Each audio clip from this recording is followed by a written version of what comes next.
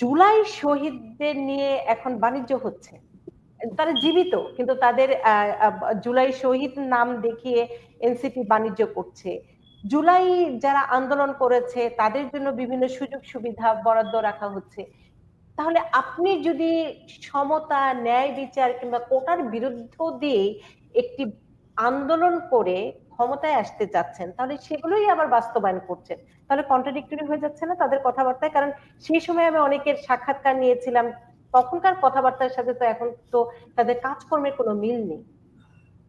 না না, আপনি একটা দুটো উদাহরণ দিয়ে লাভ কি? আপনি এক এক কথাই বলতে পারেন যে কোনো কিছুই পরিবর্তন হয়নি, বরঞ্চ আরো বড় করে। যেমন আজকেই, এর আগে মির্জা ফখরুল ইসলাম বলেছিলেন, আজকের পত্রিকায় আমি দেখলাম যে গতকাল একজন সাবেক সচিব 8 জন উপদেষ্টার নাম করে বলেছেন যে তারা সাংঘাতিক রকম দুর্নীতিগ্রস্ত